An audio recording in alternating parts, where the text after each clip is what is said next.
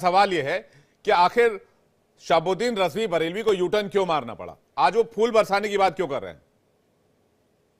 नहीं, वो उसका जवाब तो वही देंगे, क्योंकि मैं उनको जानता भी नहीं और मेरी नजर में वो इतने बड़े शख्सियत को मैं जानता भी नहीं और जानना भी नहीं चाहता। दूसरी सबसे क्यों? बड़ी जो लेकिन मेरा क्यों मौजूद क्यों नहीं क्या, जानना चाहते?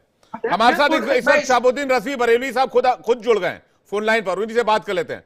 बरेलवी साहब, एक बार फिर से आपका डिबेट में मैं इस्तकबाल करता हूं। जी बरेलवी साहब, क्या बताएं। सीएम योगी के बयान के बाद आपने यू टर्न लिया? देखिए, ऐसा है कि मैं राष्ट्रवादी और राष्ट्रवादी व्यक्ति हूँ और सूफी विचारधारा का हूँ।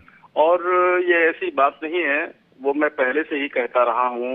वक्फ बोर्ड के सिलसिले में जब पार्लियामेंट में भारत सरकार ने वक्फ संशोधन बिल पेश किया था, तो उस वक्त भी मैंने सरकार का समर्थन किया था कि वक्फ में संशोधन होना चाहिए। और वक्फ में कोई संशोधन ये नया नहीं है, 3-4 बार पहले भी वक्फ में संशोधन हो चुका है।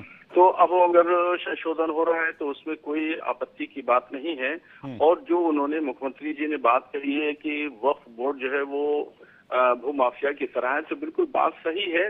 क्योंकि वक्फ बोर्ड के जो अधिकारी हैं या चेयरमैन हैं या सदस्यगण हैं, इन लोगों से मिल करके भूमाफियाओं ने जो है वक्फ की जमीनों को खुर्द-बुर्द किया, खरीदो फरोख्त किया।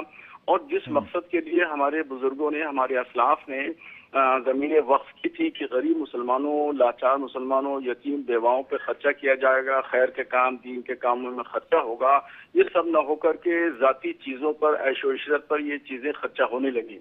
तो इस वजह से मैं पहले भी, आज से 6 महीना पहले जब पेश हुआ था बिल, तो भी मैंने ये बात कही थी और आज भी जो है वो आपसे ये बात कह रहा हूँ कि मैं तो बराबर इसका समर्थक रहा हूँ कि एक अच्छा बेहतरीन कानून बनना चाहिए, जिससे जो है वो कब्जे खत्म हो, नाजायज कब्जे खत्म हो। और जिस जमीन को जिस मकसद के लिए वाकिफ ने वक्फ किया था, उस मकसद में उसको खर्चा होना चाहिए।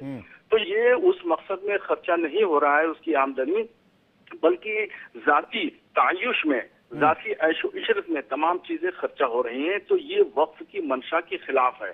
और इसमें वक्फ बोर्ड के लोग जो है वो मिले हुए हैं, बगैर वक्फ बोर्ड के मिले जो वक्फ की जमीनों पे कब्जा नहीं हो पाता। वक्फ बोर्ड के जो जिम्मेदारान हैं वो लोग रास्ता निकालते हैं और करोड़ों की जमीनों को रेवड़ियों के भाव जो है वो बेचते हैं, फरोख्त करते हैं, खुर्द-बुर्द करते हैं। ऐसी जमीनें जो है वो बर्बाद हैं।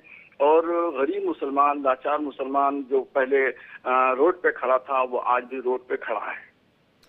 रज़वी साहब, आपसे जब आखिरी बार बातचीत हुई थी, आपने किसी प्रयागराज के किसी सरताज नाम के शख्स के बयान का हवाला दिया था और आपने कहा था कि वो कह रहे हैं वक्फ की जमीन है और इस पर मुसलमानों ने कोई डिमांड नहीं रखी, ये मुसलमानों ने बड़ा दिल दिखाया है।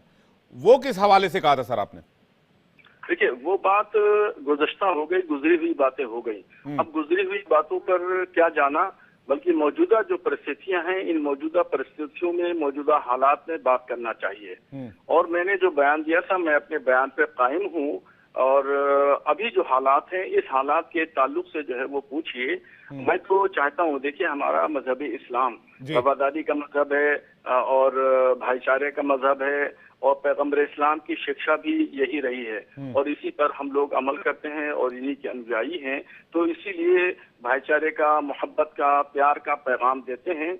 और हम ये भी चाहते हैं कि जो इतना बड़ा कुंभ का मेला हो रहा है, तो वहाँ से भी प्यार मोहब्बत का पैगाम जाए। हमारी हिंदुस्तान की जो छवि है पूरी दुनिया में बेहतरीन, अच्छे तौर पर छवि उभर के आई है और हिंदुस्तान ऊंचाइयों पर पहुंच रहा है। तो कुंभ के मेले से भी एक बहुत बेहतरीन, बहुत अच्छा पैगाम जाए। रज़वी साहब, आपने कहा कि आप अपने बयान पर कायम है। आप क्या वक्फ वाले बयान पर कायम है या अभी जो आपने बात कही कि भाई भूमाफियाओं पर कार्रवाई होनी चाहिए, उस वाले बयान पर कायम है? जो भी मैंने जो बयान दिया, आज का बयान हो या कल का बयान हो या परसों का बयान हो, सारे बयानों को मैंने कभी पलटा नहीं है। मैंने जो बयान दिया है वो बिल्कुल ठीक दिया है, सोच समझ के दिया है। अब इस बयान को सकारात्मक रूप से देखने की जरूरत है, मुस्बत और पॉजिटिव नजरिए से इसको आप देखिए। मतलब आप ये कह रहे हैं कि सरताज जी ने जो दावा वक्फ वाला किया है उसमें दम है, वो हकीकत में है? जो भी मैंने बात कही है, मैंने सही कही है। अब पीछे के बयानों पर जो गुज़श्ता बयान थे वो गुजर चुके। अब नए की बात करना चाहिए, आगे की बात करना चाहिए। मतलब कि महाकुंभ वक्फ की जमीन पर हो रहा है? ये तो आप तहकीक करिए, ये वो गवर्नमेंट का काम है तहकीक करना, ये मेरा काम नहीं है। नहीं, वो आपने आपने कहा कि आपने अब तक जितने बयान दिए हैं किसी पर आपने यूटर्न नहीं लिया, उस पर आप हैं। तो सरताज जी ने जो दावा किया है, जिसका आपने हवाला दिया, वो सही बात है। मैंने तो आपको ये बात मैंने बराबर आपको मैं कह रहा हूँ जी। कि जो गुज़श्ता बातें हैं वो गुजर चुकी। यानी दानिशमंद वो आदमी है, समझदार वो आदमी है जो भविष्य के और मुस्तकबिल के फैसले करता है, मुस्तकबिल के लिए सोचता है, उसकी प्लानिंग करता है। डॉक्टर इकबाल ने जो मशहूर शायर थे, उन्होंने कहा कि तखय्युल की परवास करना चाहिए। तो हम तो तखय्युल की परवास करने वाले लोग हैं और माजी की लकीर नहीं पीटते हैं। नहीं, लेकिन आपने तो उस दिन कहा था वक्फ की जमीन, आप कह रहे हैं अभी भी उस पर कायम है, तो दोनों बातें एक साथ कैसे हो सकती है रजवी साहब? तो मैं तो दोनों बातें हो या 3 बात हो या 5 बात हो या 1 बात हो, मैंने जो बात कही है वो यही बात कही है कि मुस्तकबिल और भविष्य के बारे में सोचना चाहिए, उसके बारे में प्लानिंग करना चाहिए और पीछे की जो माजी में गुज़श्ता जो गुजरी हुई जो चीजें हैं, माजी की चीजें हैं, उस पर क्या सोचना, क्या बात करना। और मैंने ये भी कहा कि मैं अपने बयान पर कायम हूँ। जी, लेकिन मैं थोड़ा सा आपकी बात समझ नहीं पा रहा हूं। मुझे दर्शकों से लगातार रिक्वेस्ट आ रहे हैं, वो ये पूछ रहे हैं कि रजवी साहब का क्या मानना है, क्या वक्फ की जमीन है वहां कुछ इलाकों में या नहीं है? आपका स्टैंड क्या है, जो दावा आपने अभी से 2 दिन पहले किया था? तो ये जो है आप तहकीक करिए, इस पर आप तहकीक करिए, आपके बड़े हाथ पैर हैं, आप तहकीक करिए। नहीं, तस्दीक तो आपने भी करी होगी ना, आपने तो बयान दिया था ना रजवी साहब।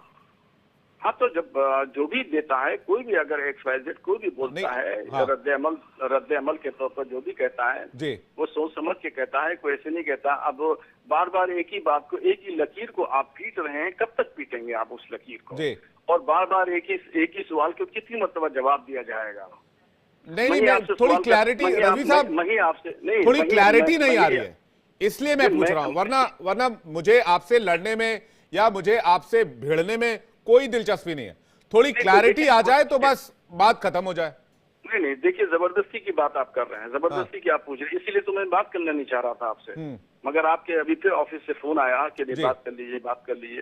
तो मैं फिर तैयार हुआ आपसे बात करने के लिए, क्योंकि आप जो है वो सवाल करते हैं, बेजा सवाल होते हैं, फजूल के सवाल होते हैं। एक बार सवाल कर लिया, फिर सवाल 10 सवाल, एक सवाल में हजारों शिके निकालते हैं। तो ये समझदार आदमी दानिश्वर की पहचान नहीं है। दानिश्वर की पहचान ये है, एक मरतबा एक सवाल का जवाब दे दिया या तो फिर आपको दूसरा सवाल करना चाहिए दूसरे टॉपिक पर। आपके पास में कुछ सवाल नहीं है, आप खाली जबरदस्ती जो है लकीर पीटना चाहते हैं। आप लकीर पीटना चाहते हैं तो आप पीटिए लकीर। नहीं रजवी साहब, तो क्या आपने बगैर इस मैटर को इन्वेस्टिगेट किए उसे वक्फ की जमीन बताया? मैं तो बस इतना ही पूछ रहा हूँ ना, आखिरी बार भी आपसे यही पूछा था। आप उस दिन भी मुझ पे भड़क गए थे, आज भी मुझ पर नाराज हो रहे हैं, गुस्सा कर रहे हैं। नहीं, आपके सवाल जो है वो गलत होते हैं। आप समझदारी की बात नहीं करते हैं, आप नासमझी वाली बातें करते हैं। आप पढ़े लिखे आदमी हैं, आप इतने बड़े चैनल में बैठे हुए हैं, एंकरिंग कर रहे हैं, तो आपको दानिशमंद होना चाहिए, होशमंदी के साथ में सवाल करना चाहिए कि मैं एक आलिम दीन से बात कर रहा हूँ, मजहबी रहनुमा है, उससे बात कर रहा हूँ। आपको ये भी समझना चाहिए, तमाम चीजें बताने की जरूरत नहीं है, समझने की जरूरत है। हाँ। नहीं तो मैं बस इतना ही सवाल आपसे कर रहा था, उस दिन भी यही सवाल आपसे पूछ रहा था, आप नाराज ना हो। मैं बस आपसे इतना ही गुजारिश कर रहा हूं, ये जानने की कोशिश कर रहा हूं, क्या आपने मैटर इन्वेस्टिगेट किया था या फिर आपने एक मुस्लिम शख्स के सरताज के दावे पर ही अपनी बात कह दी कि वहां कुछ हिस्से में वक्फ की जमीन है? देखिए, मैं कोई गवर्नमेंट की एजेंसी नहीं हूँ, न मैं किसी और की एजेंसी हूँ, न मैं आपका कोई आलेकार हूँ कि मैं जाके जो है वो तहकीक करूंगा। तहकीक करने का आपका काम है, गवर्नमेंट का काम है, हमारा काम नहीं है। लेकिन आप AIMJ के चीफ तो हैं, आप एक संगठन के चीफ हैं, आपकी बातों को सुना जाता है, माना जाता है, लोग फॉलो करते हैं। कोई भी आप तथ्य सामने रखते हैं उसमें आधार तो होना चाहिए ना। मैं तो यही कह रहा हूं। तो हम देखिए, हम कौम की बात करते हैं, हम अपने कौम मिल्लत की बात करेंगे, कौम के फलाह बहबूद की बात करेंगे, देश के हित में बात करेंगे, राष्ट्रवाद की बात करेंगे, बिल्कुल सूफी विचारधारा की सूफीज़्म यही सिखाता है। बिल्कुल सही बात है। तो क्या किसी के कहने पर आपने ये बयान दिया था? फिर वही बात है, मैं बराबर यही बात कहता रहा हूँ और कहूंगा कि ये काम जो है वो आपका है। आप सोचिए और आप जैसा चाहें सोचें और सोचते रहिए, तहकीक करते रहिए। और मैंने जो कहा वो मैंने ठीक कहा है। मतलब आप अपने बयान पर कायम है अभी भी, वक्फ वाले बयान पर? बिल्कुल, अभी भी आपने सुना नहीं, उससे पहले भी तो कई मरतबा मैं कह चुका हूँ जी। कि मैं कायम हूँ।